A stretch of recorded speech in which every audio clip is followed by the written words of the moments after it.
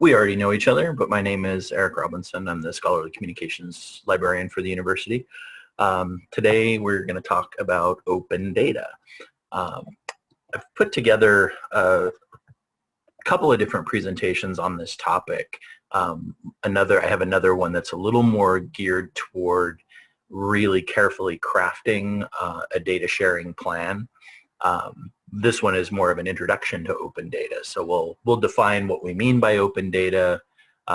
It's really just that sort of extra level of transparency of sharing your collected data from your research online, either for people to view and read and verify your analysis, but potentially also to take that data and incorporate it into additional studies. And we'll talk about open licenses and how that facilitates all that, particularly with regard to scholarly recognition and things like that. But that's really what we're talking about when we talk about open data. We'll talk about the benefits of that and how to utilize specific research data planning tools that kind of let you make a plan for sharing your data and making your data available in terms of the licenses that you provide to it, the locations online where you might publish that data, and what that might look like. I'll talk a little bit about scholarly repositories in general, our own SOAR USA as a possible venue for sharing your own open data. But hopefully you'll come away from this with a good understanding of the benefits and why you might want to share your data, or why you might be required to share your data under certain funding plans. Grant funding and that sort of thing might constrain you and require that you follow some of the things that we're talking about today. So yeah, open data is really just part of the open science movement. So there's been, since the advent of the internet, that always sounds so weird to say, but since particularly in recent decades, after the internet has really caught on and research has been made more and more widely available, there have been moves to open up not only access to the material, but to make that material more available, more easily reachable by individuals who might need to consult that data. But other movements as part of that to enable reuse, redistribution, and capitalize on that networking ability to share that information and enable end users to not only view the data itself, or the science or the research or the methodologies, whatever it is that you might be sharing, but then to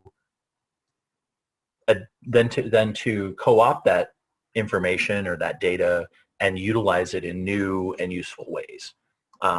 It definitely, that universal barrier-free participation and being able to access the information is at the core of that.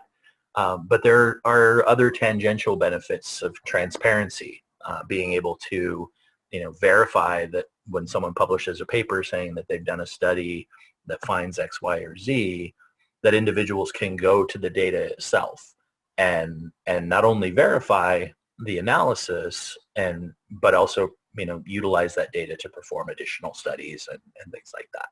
So that's kind of what's at the heart of open science in general. Open data is really just a fraction, a small sliver of that whole pie. Open data particularly comes into play with publicly funded research. As part of the open science movement, as part of open access in general, there's been a really strong push, particularly when research is funded at the federal, state, institutional, some sort of publicly funded level. There's been a push to make the research and the data available to the public.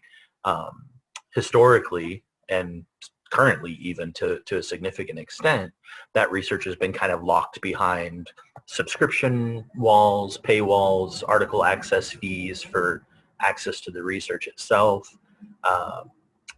And certainly the data itself would be deeply hidden as well.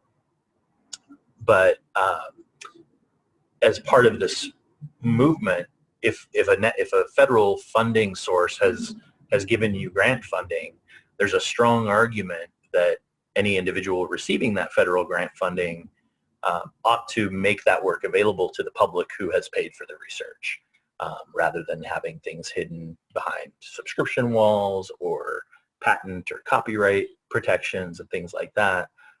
So that democratic access to the data that the public has paid for is a huge part of open data. As I mentioned before, the research transparency and integrity of the research process. Open data encourages verifiability, encourages duplication, replication of analysis, and that sort of thing. The more widely the data itself becomes available through university repositories, through public registries of data collection sets, then there's a strong reduction of the duplicated effort of data collection, right? If I'm planning a study of seniors and fall prevention, in particular settings or whatever that might be, I can search just as I would do a literature search of the available studies that have been published in terms of research articles. I can also search data sets and see what additional data sets might be available that I might either add to my own research, my own data collection, to get to potentially increase the sample size if that data maps properly, or I can make that data map properly. So it can rapidly reduce that duplicated data collection, which sort of increases the pace of science, right? If we're not having 50 different studies all duplicating the same data collection process, that labor, that effort can go more into analysis, into additional study design, and additional findings. So that sort of accelerates progress and innovation in science. So that's all kind of part of the motivation. When we talk about defining open data itself, we can kind of think about it in a couple of different ways. I like to contrast legally open versus usably open, right? So you can post your data on the web and tell people that they're allowed to use it, potentially attach a license to it that tells them that they can incorporate this data. You could make it as open as possible from that legal licensing standpoint. But if they're not able to actually get or find or extract the information that you've published online, then it's not necessarily particularly usable. So we not only want to define the permissions that enable legal use of open data, but also provide file types, provide data in formats that people can access, can extract from, can make sense of in terms of column headings in an Excel sheet or whatever that might be, to make that data more usable. And there have been, as I said, this is a fairly huge movement, and there have been a lot of kind of best practice efforts geared toward not only making it legally open, but usably open. And when we get to that usable side, we talk about the FAIR principles, and this was out of a focus group that got together and tried to lay out some principles that would inform practitioners in making their data open so that that data would be as usable as possible. And the FAIR is just an acronym. It stands for findable, accessible, interoperable, and reusable. So the findability part really gets at the library side of things, right? Having choosing an appropriate registry, cataloging that data with enough information that somebody can find that either through a search engine or a data index or something like that. Accessible gets very much at the usable side that we talked about, being able to not only get to the data and access it and utilize it legally, but also to be able to extract from it a really good example, and I think I go into this a little bit later, is if I put an Excel spreadsheet or a Google sheet online where I've got my columns and rows all laid out for my 200,000 data points that I might have in a particular study. If I were to publish that in a PDF, which is just essentially, well, there's a couple different ways to do that, but let's say I just did it as a sort of photo image of a table, right, versus the actual cell-based table in Excel, then you can see how the latter is much more accessible, right? I'm able to pull a column from that fairly easily, where if it's an image of a table in a PDF file or even a photo file, you can see that that's much harder to extract that data from. Certainly in terms of automated extraction and programming, programmed extraction and things like that is a whole other story. But I think that contrast makes that accessibility point pretty well. The PDF or the photo table is very low on the usability side, and a CSV file or an Excel file would be very high on the usability. Interoperability kind of gets at the same thing, being able to transfer that information from various formats and import it into a new program or a new file. So the more accessible, and I shouldn't say accessible because that's RA, the more easily one can move that data from one analytical program or viewing program to another, the more interoperable it is. And then reusability, again, sort of blurs over the interoperable side, but also gets at being able to make sense of that data, right? If I'm the only one that knows what the column headings in my Excel file mean, then people aren't going to be able to reuse that data very well.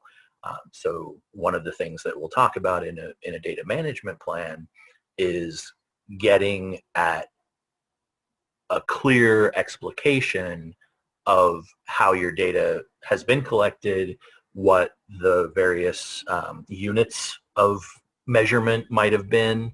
If we're talking about gender, are we only using 2 genders, or are we using a wider definition of gender identity? And mapping that in a way that is clear in its organization, but also communicated clearly to the user so that they can take that data and reuse it. Okay, any questions about that? All right. So getting to the opening data up, it's a very easy thing to do, to take a couple of simple steps. And I think that's kind of where I would like to take anybody viewing this presentation, is how can I take that first step toward an open data practice? And you can start very simple. Just look at a single data set that you might have in one of in a recent project that you might have done. Is there a data set that you could easily put online and put in SOAR USA, which is our university open access repository? Could you easily screen that data and make it useful in the ways that we just talked about? So every open set of data that we put online, that we make accessible, is going to increase that access and put a grain on the side of the scale that's accelerating scientific progress. That sounds kind of high-minded, but really that is very much at the core of what we're doing here. Understand, excuse me, understand that not every data set may be useful. So when you're choosing a data set to make publicly available, if it's a very niche thing, who knows who might be able to use that niche type data. But understanding that there are certain data sets that might not be as useful for others, and selecting the ones that, at least as much as you're able to envision, might be able to be most widely incorporated. And that could be, in terms of the FAIR principles that we discussed, what what data you have that might meet some of that FAIR criteria. So it's not just a matter of the topic. It's very much a matter of how useful whichever set you choose might be, and how fair and interoperable and accessible that might be.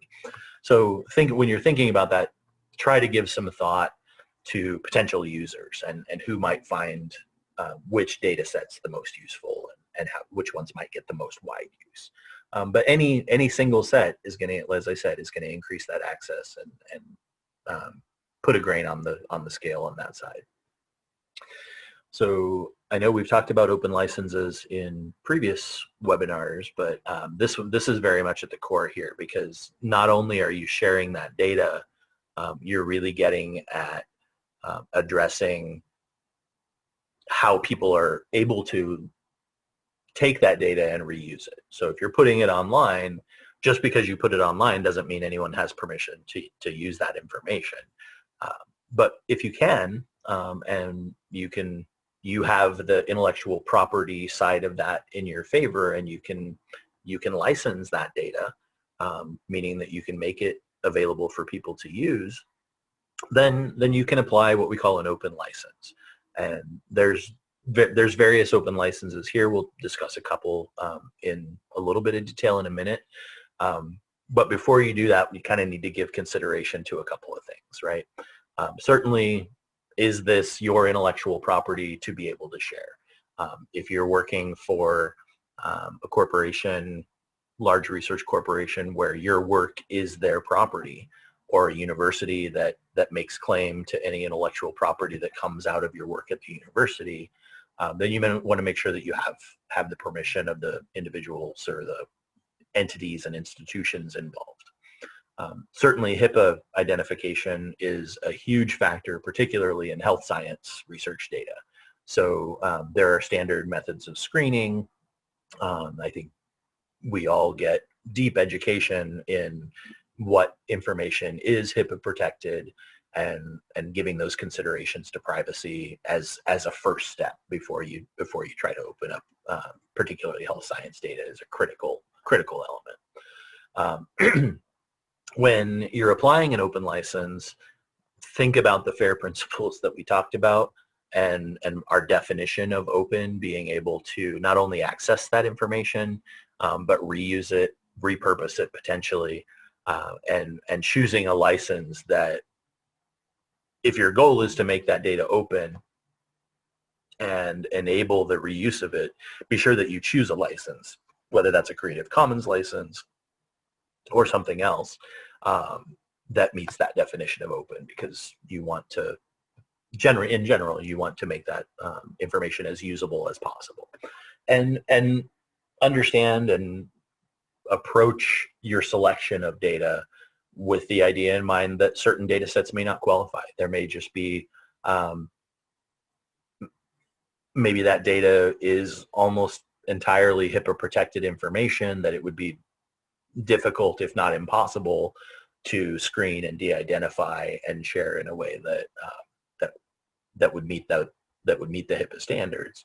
Or, as I said, there might be copyright and intellectual property constraints on the situation in which that data was created that might not allow that. So not all data sets will qualify to be open, but they're typically, particularly in university research and grant-funded research and things like that, there are pathways through what might seem like intellectual property issues, and I would be available to help anyone navigate those questions as well.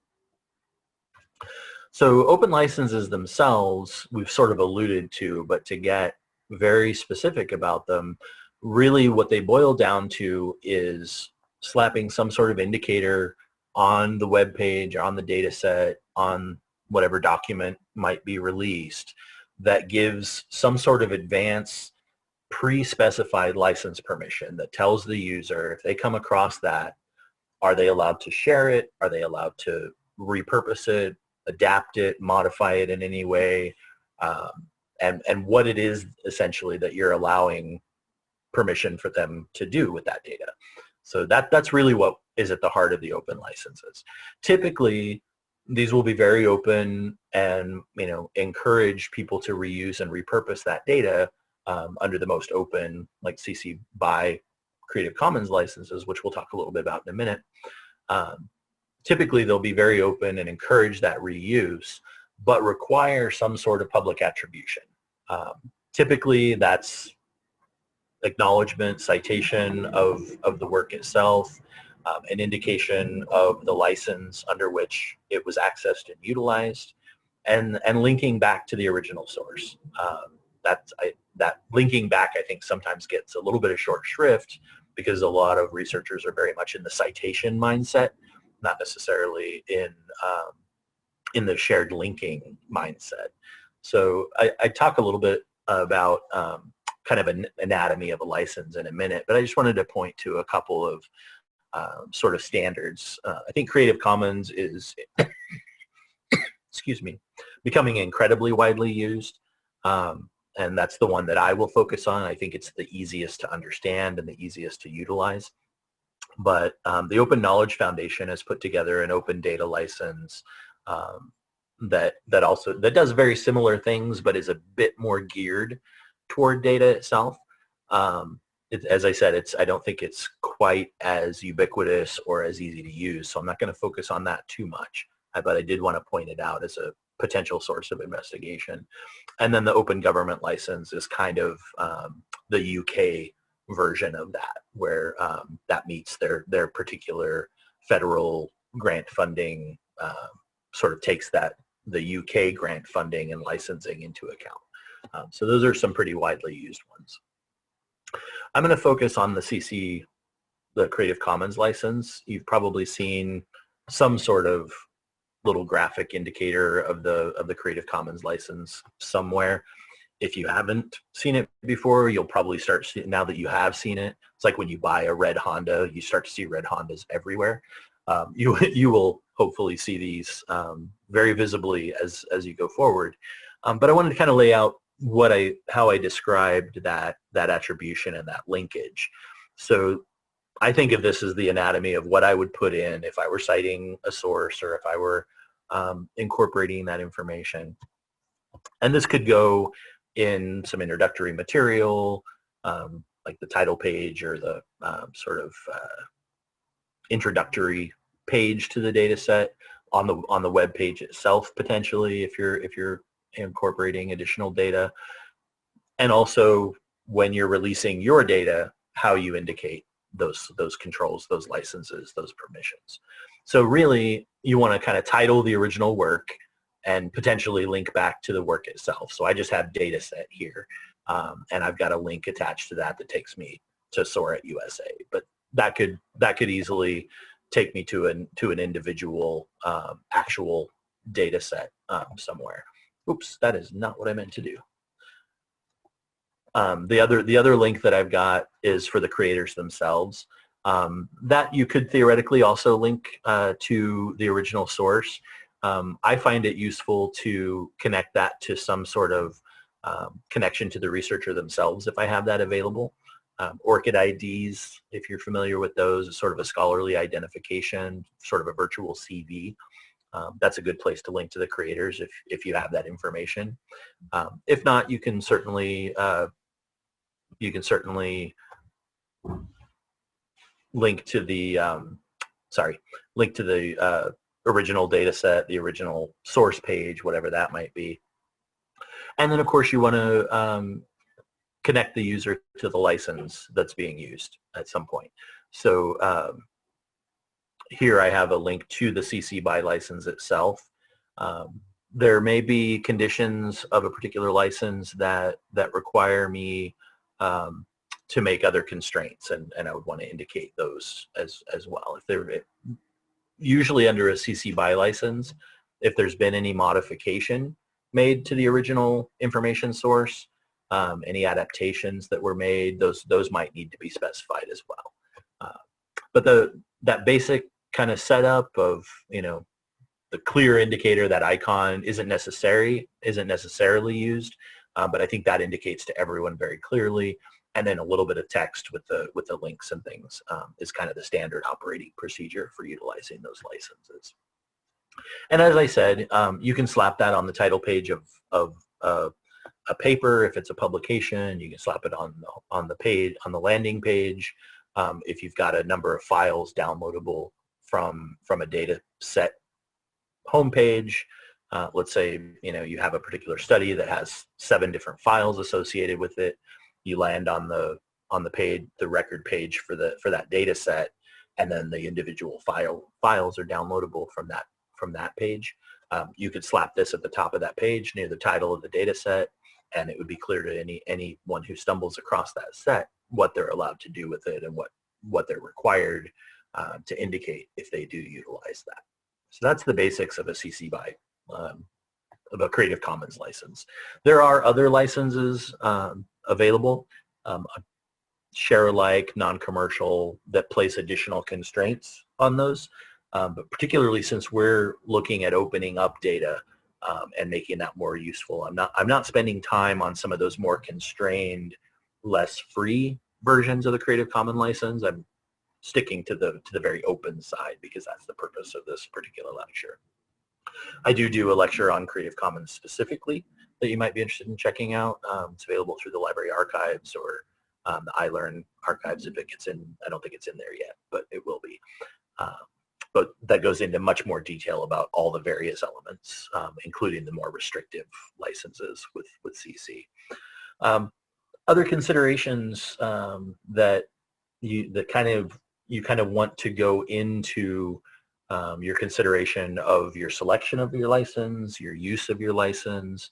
I've alluded to some of these previously, particularly the employer policies. Your work may be the intellectual property of that institution under certain contracts and things. So there's that to be aware of. Third-party rights, if you're utilizing information, let's say you're releasing a data set, but you've incorporated someone else's data set as part of that.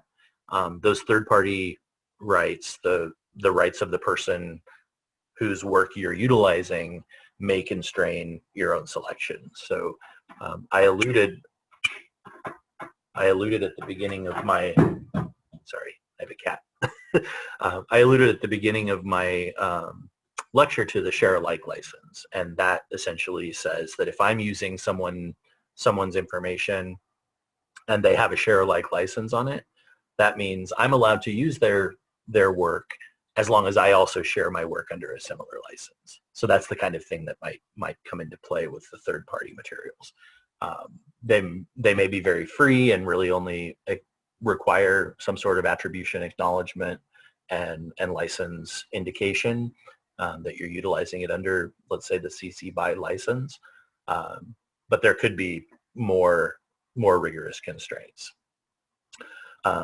The top of that list, I know I'm jumping around a little bit, I apologize for that, but the top of that list, I think, if you are planning on doing anything as, let's say, for-profit business goals or anything like that, if something is released under an open license, anyone who comes across that information can share that under an open license, and it's kind of part of that everything on the internet is forever kind of mentality, that even if you were to pull that license from your original posting, there's the potential that there are still pieces of that floating around that still have the original open license attached to it. So there is a sense of irrevocability in that sense that could go up against any business goals you might have with intellectual property or something like that. So something also to be aware of. I do mention the attribution stacking. That's kind of a jargon term that really gets to incorporating data sets that have incorporated data sets that have incorporated data sets. So you get to a strange point where it can get a little confusing when you're utilizing a data set that's utilizing someone else's data set. And you get these sort of chains of license recognition and sifting those out and making sure that your intermediate source is also utilizing the appropriate license and tracking that stack of license attribution to make sure that you're adhering can get a little tricky. So there are those considerations. Getting to the accessibility side of things, there's a couple things that you can do to keep that work as openly accessible as possible. When you publish your data, you may be publishing data, let's say a data set that has some 15 files. If they're all part of a single data collection project and they belong together in a very real sense, it's typically best to publish that data in bulk as part of that research project. You can describe what the individual files are, but they'll most likely make sense and be sort of distinguishable as part of the data collection project whole. Pointing to those, describing those in some detail is certainly a part of the publication process. But if you were to sort of salami slice those out, sort of one little data file at a time, then they become sort of detached from the project and don't necessarily aren't as cohesive between the files, right? So if you've got 5 different files that have been released at 5 different times, the way that the files themselves relate to each other within that project gets lost. So publishing the data sets in bulk, in that way, I think is typically the best way to go. There may be exceptions to that. Choosing the format in which you release those files. We talked about the accessibility and interoperability when we briefly discussed the FAIR principles, but utilizing a format that people are able to extract information from in a useful way, that they will be able to get to. If you let's say you release data from an SPSS data set and you only released it in the SPSS format, that's the statistical analysis software if you're not familiar, then I can't necessarily access that data unless I have SPSS, which is a fairly expensive statistical analysis program. But if SPSS allows me to export that data as a CSV file or as an Excel format or something that's maybe a little more approachable, then more people are going to be able to get to that data. So choose a useful format when you're sharing that data so that it is accessible. I talked about the common platforms and the machine accessible side of things. Like I made that comparison of an Excel spreadsheet to a PDF sort of photo image of a table, and utilizing those more common platforms and data that is structured in a way that at least theoretically someone could write a program to extract data from an Excel file, where that would be almost impossible to do from a PDF photo table like I discussed before. So making sure that you're taking those things into consideration is going to improve the accessibility of your data all along the way. Discoverability or findability, this is the F in our FAIR principles, really. Certainly publishing the data on the web is the first step in that, right? To make that discoverable, that somebody's going to be able to reach that data. But utilizing effective metadata, that is data information that describes the data set, that describes your column headings and the units in which you've collected your data, and enables the user to make sense of that data, and also for other indexes to point to and make that information more findable.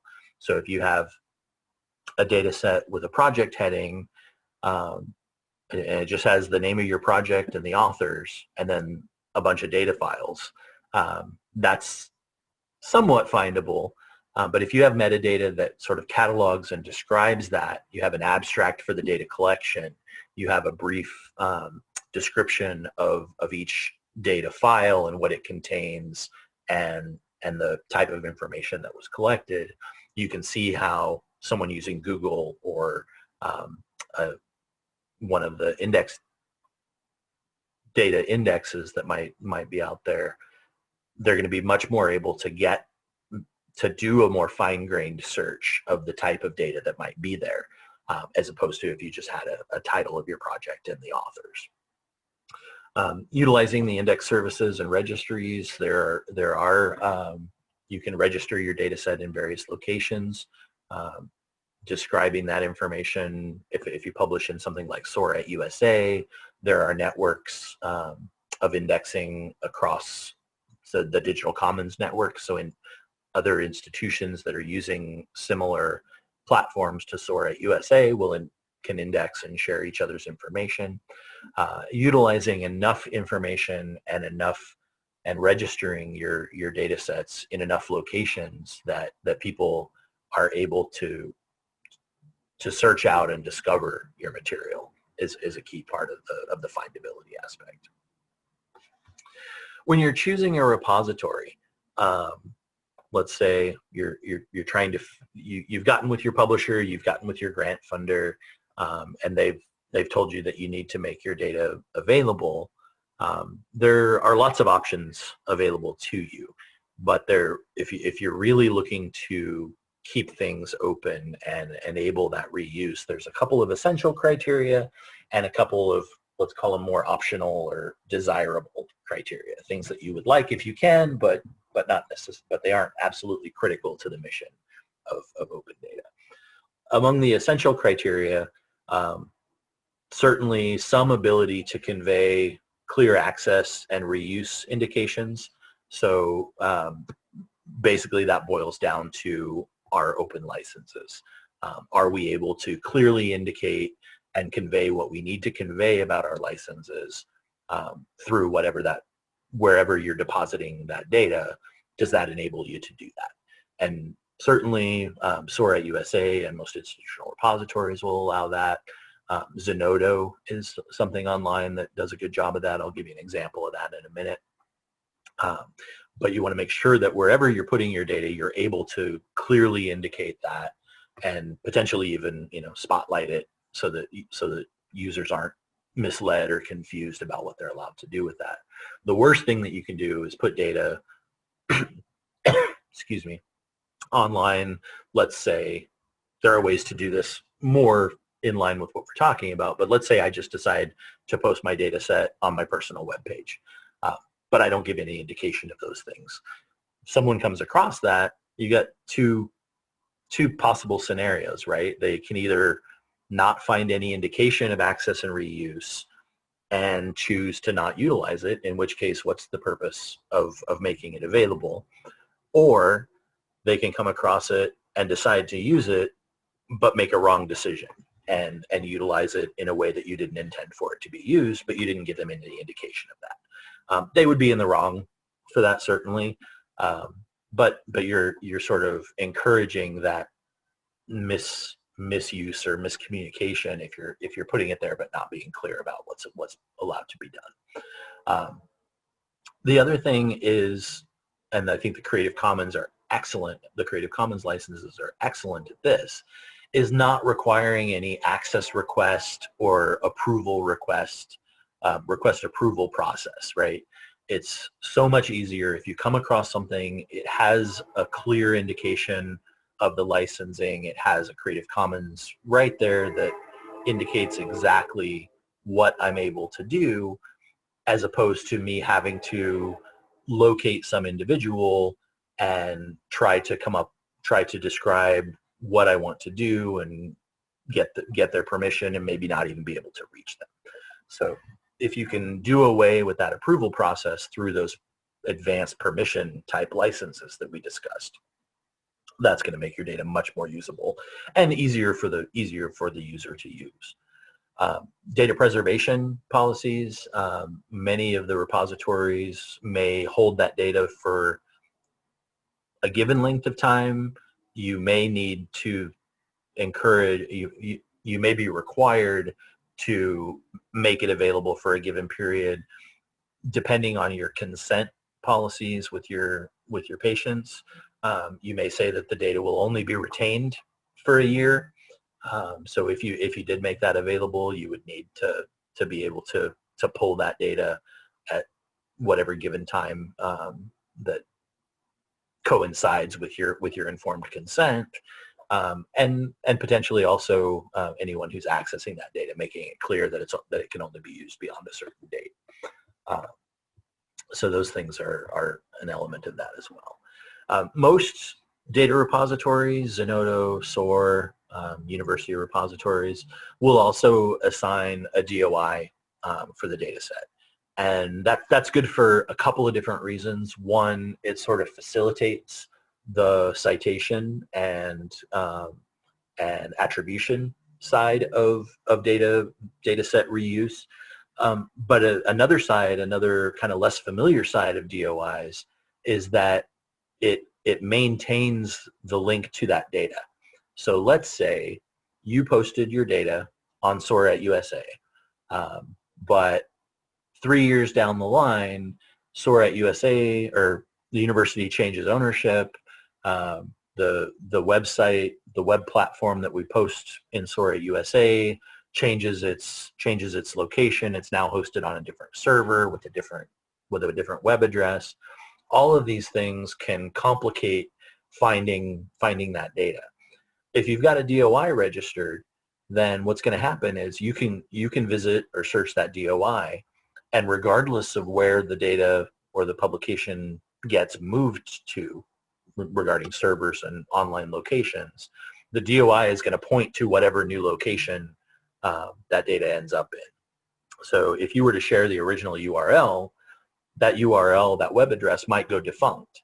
But through the DOI, we can point to the new web location, and that makes that data more persistently available and more persistently citable, so that users can get back to it even after it may have changed hands or changed location.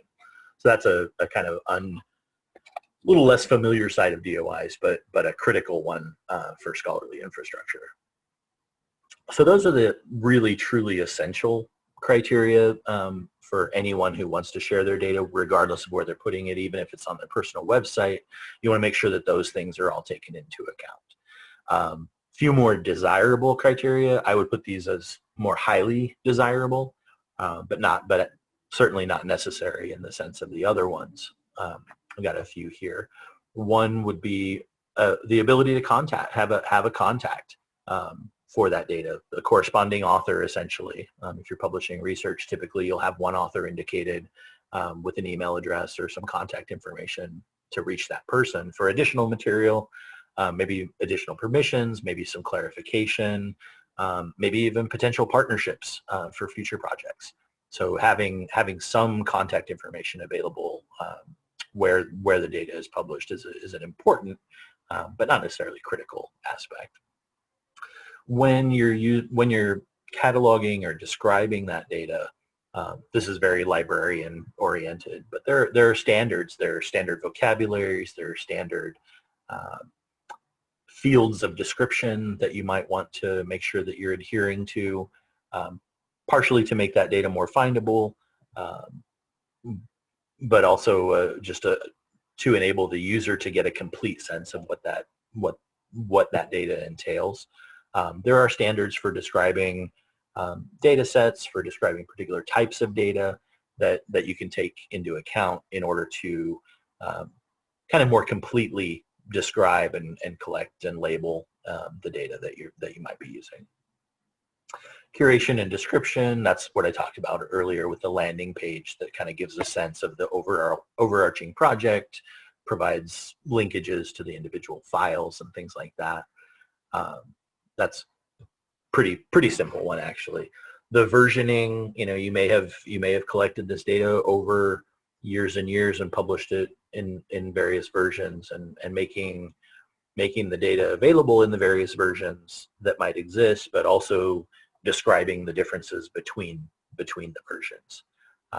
That can be a critical aspect, particularly, let's say I as a user am grasping information from various sources, if you've got a version that relates to another collection that you might have, I wouldn't necessarily want to duplicate that. I would want to understand what that data actually was and how that version related to the previous ones if I was going to utilize that information. Pre-publication review sort of gets at the idea of being many publishers are increasingly requiring that individuals share their data sets when they publish, but there may or may not be a way to do that depending on where you're depositing. There may not be a way to do that adheres to the double-blind aspect, right? You may want to share the data with your reviewers so that they can kind of confirm your analysis or do a quick check and make sure that what you're saying holds for the data that you're looking at. Or they may just want you to share it sometime post-publication, in which case the double-blind doesn't come into play. If you are required to share that data, you might need to utilize a way to share that blindly without identifying yourself. Whereas if you were to just point them to your web page that's got your name and the study and your institution and everything, then that sort of avoids the double-blind aspect. So being able to provide them with some sort of blinded pre-publication access to that data is another desirable. So I just want to point to a couple of examples, and I'll go in and show you some of these. Zenodo is a website that does a lot of scholarly sharing. They do open sharing of research publications, but they also do a pretty good job with data sets. And one of the things that I like about Zenodo is that they do enable the use of those open licenses. So I'm going to point to that one specifically. Google Scholar, there has a specific data set indexing where they access multiple registries of data sets. Anything that's sort of indicated in a government repository or a university repository that's labeled as a data set gets pulled into Google data sets, so you can search those specifically. The U.S. government has a number of repositories. Our own local institutional repository, our local faculty and student research archive, which up until now has done primarily publications, articles, posters, conference proceedings, and things like that. I am working with folks now to incorporate data sets and publishing their data sets in SOAR USA. So I'm going to change screens here for a second, but I want to make sure that I don't lose anything. So I'm changing to my browser. Make sure that you're seeing what I want you to see. So you should be seeing SOAR USA here. If you're not, please speak up. I'm going to check chat real quick while I'm here. Sorry, I don't monitor my chat when I'm presenting very well. Open data can be used without special permission as long as it is cited and follows the CC conditions, like statistics. Assuming that data has been given, that permission has been given for that, then yes. As long as you follow the conditions of the license under which it comes out. G-Power, I'm not particularly familiar with, so I might ask for a little more information on that if you'd like me to address it specifically. I would say work with me regarding metadata. If you're looking to locate metadata standards, most of the data indexes that I'm familiar with are publicly available, so they're not necessarily through USA in the same sense that some of the subscription databases for the published research literature are. They tend to be more publicly available. Emergency visits for a particular health condition. Is there healthcare open data when? I can work with you to search to locate particular data sets. I think going to some of the registries like Google Scholar, like Digital Commons Network, like Zenodo are good places to start. Depending on what type of data you're looking for, we might find particular registries as well, but that would really get into the weeds on specifics. But I would be happy to work with you to locate something if that's of interest to you. So back to my browser. So here, this is one data set from Zenodo that I pulled. I just want to show you the kind of search screen here. So this was just a quick search that I did on wind energy, and I don't know why I chose wind energy, but I did. But you can see that some of these are presentations, some of these are data sets, some of these are posters. I'm not seeing that. I'm sorry. Let's try that again. How about now? Yes. Okay. So you can see some of these are data sets, some of these are presentations, but I can choose one of the data sets and get a sense of how they've arranged. I talked about the sort of metadata and field description, so you can get a good sense of how they've arranged that. So they've got the title, they've got their authors or their creators of that particular data set, a brief abstract that describes the project, listing of any funding, grant fund, grant numbers that might be associated with that. So theoretically, someone could say, I'm interested in viewing the data that's been collected under the Europeans Horizon 20 grant project, and they could pull up all the grant funding numbers from that project and connect and search out the data. So that's one angle on the findability that we talked about. By listing and incorporating the funder and the grant number, that's another point of access for someone that might be interested in that data. Down along the left side, we show when that data was published. There has been a DOI assigned to that data set, a certain number of keywords. This is one point. So keywords tends to be a sort of free and loose way of cataloging or tagging or describing a data set. One of the ways that you might adhere to more metadata standards is utilizing something like the National Library of Medicine's medical subject headings when you're doing some keyword descriptions or something like that.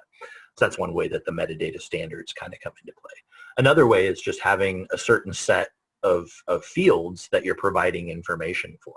And we'll talk about that when I talk about a data plan. Moving along, we've got communities that this might sort of topical subjects groupings that this might be a part of, and most importantly, our Creative Commons license. So they not only list the Creative Commons license, they link directly to the CC Attribution 4.0 International License. I can click on that link and view the exact legal code and constraints on the use of that information. So clearly indicating, clearly providing access to the full description of the license to indicate to the user what they're allowed to do with it and what those conditions might be. They do list versioning for this. So you can see this is version 1.00. If they were to release a second version, they could relate that to this or list the different versions on the same page. They list some basic citing information. They allow export under multiple potential data export formats. So you can see BibTeX, JSON. These are some standard citation exporting. So you could export the citation for that data very easily. And then each of the files, there's a single sort of preview that describes an overview of the data set itself here. And then there are the individual files that would be part of the data set. So you can see there's lots and lots of files associated with that. Ideally, each one of these would have additional information associated with it. So if we were to select one of these files, does it take us, looks like it takes us straight to the download.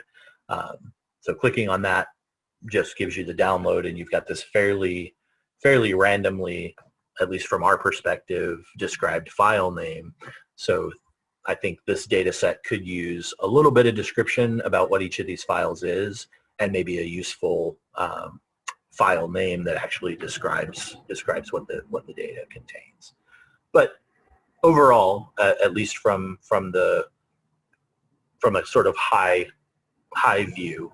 We get a good sense of what that data is from the abstract, the title, the descriptions, not so much from the file names, but the keywords and all of that gives us a good overview of that data and what's available there. I don't have a data set in SOAR just yet.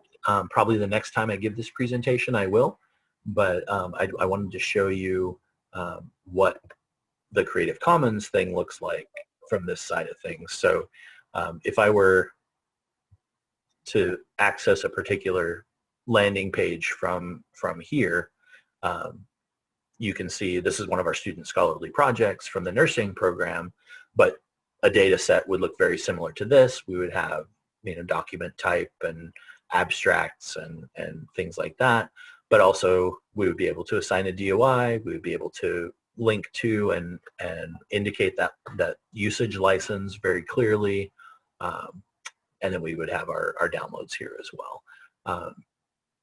Plenty of room for keyword description and abstract and file description and things like that here.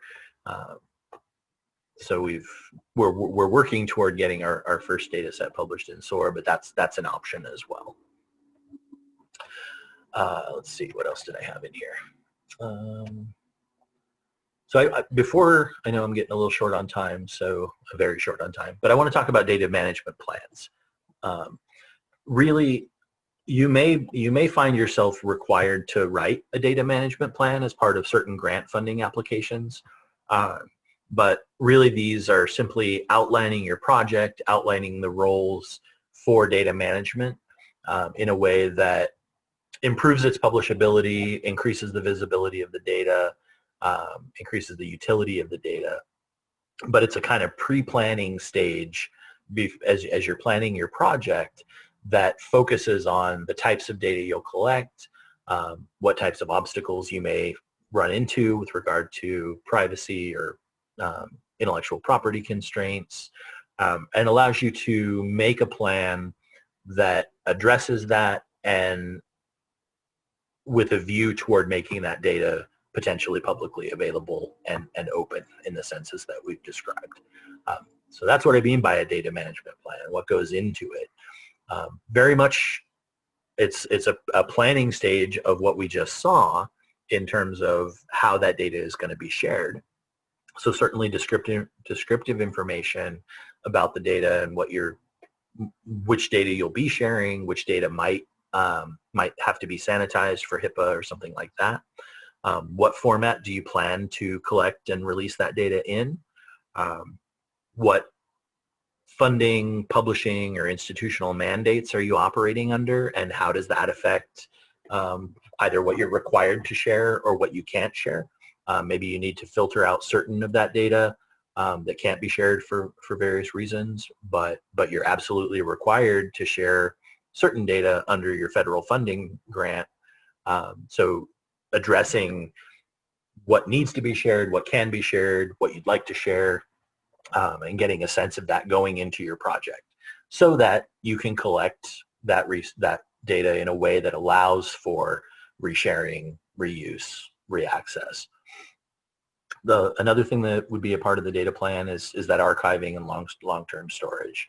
So it's good to think about these things early in a project because you can kind of work with your informed consent, let your patients know what you plan to do with the data, and make that a significant part of the informed consent.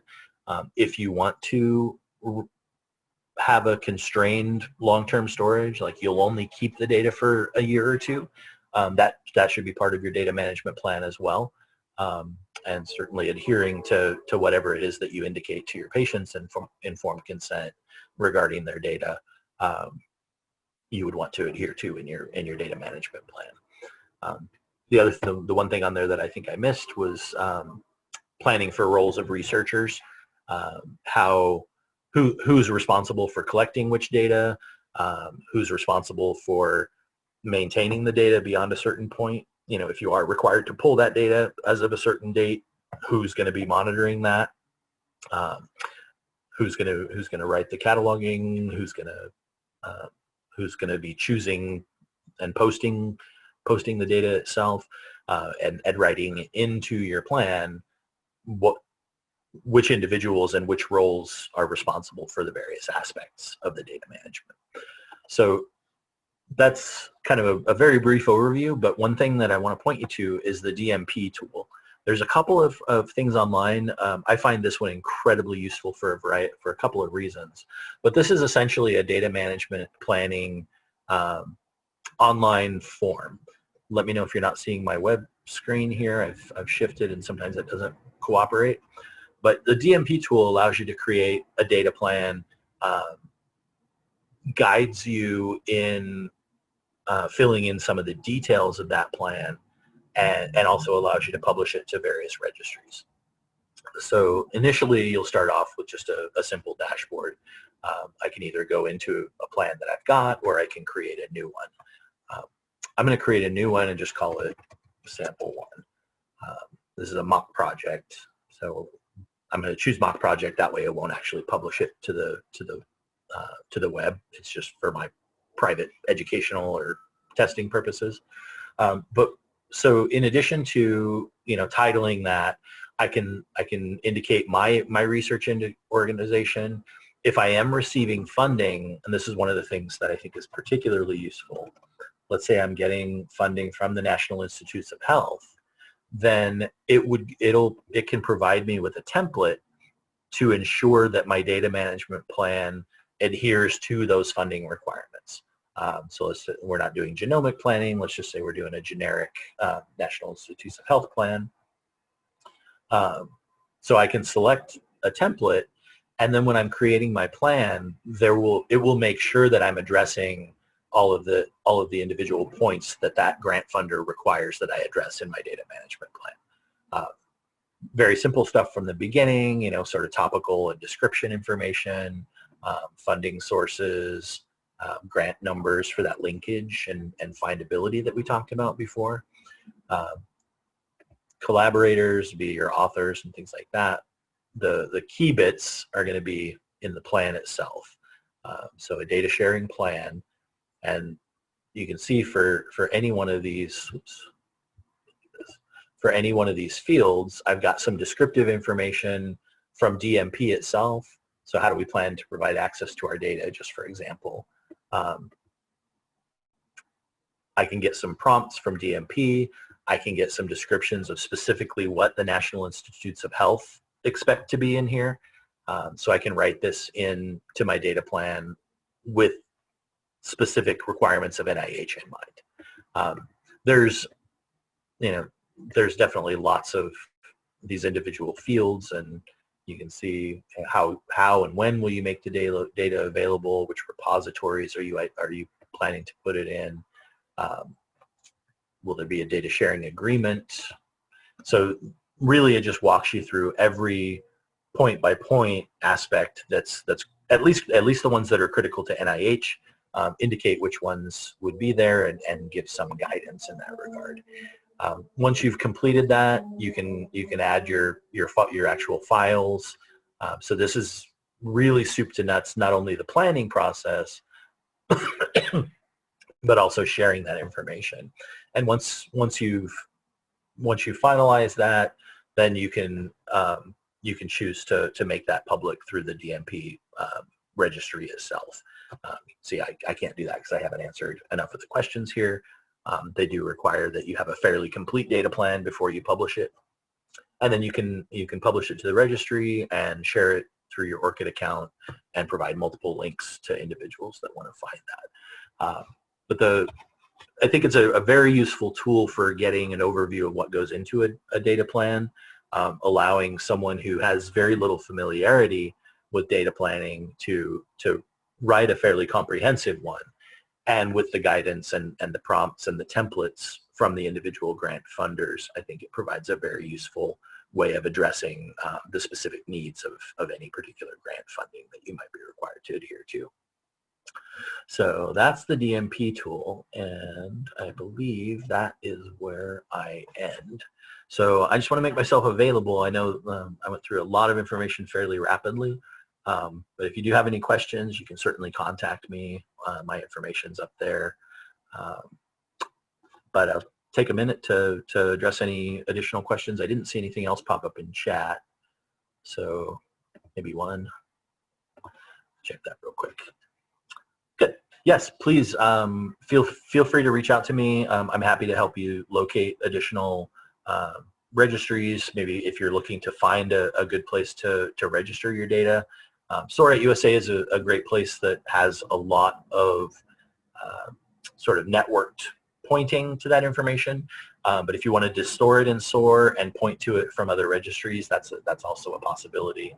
If you're looking to identify data sets, I'd be happy to work with you to find additional data as well. But other than that, I thank you for coming out.